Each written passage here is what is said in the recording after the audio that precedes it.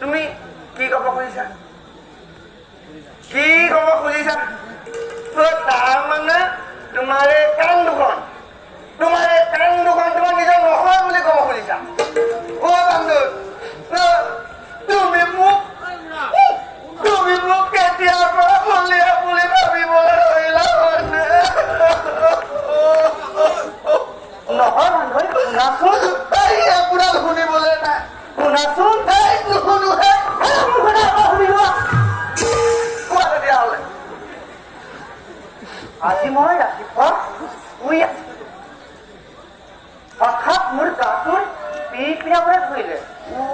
তাৰ পাছত মোৰ সেই পিৰপিৰণটো মোৰ গালখনে উজাই আছিল।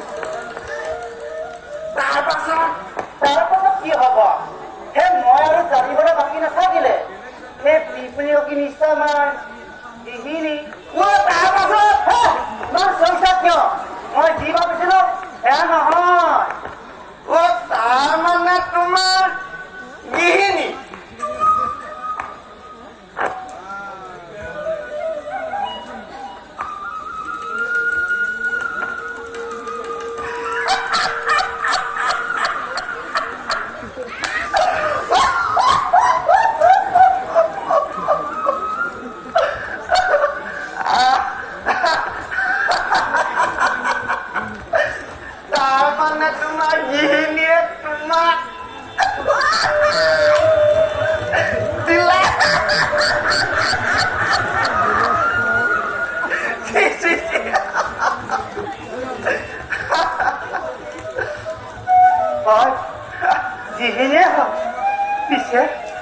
গৃহিণীয়ে মোৰ কালত এটা প্ৰচণ্ড স্তৰ সোধাই দিয়াৰ পাছতহে গম পালো সেই পিৰপিৰিনে দেখি তেওঁ নহয়, এটা মাখিয়ে।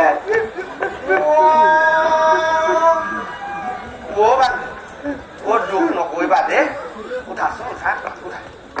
হেৰি মই আকৌ সঁচাৰ বাবে তুমি অকণমানো বেয়া নাপাবা, বুজিছা? মই জানো বুজিছা বান্ধৱে? মাইকী মানুহৰ হাতবোৰ বৰ টান। বান্ধৱ, তুমি ঠিকে কৈছা। পিছে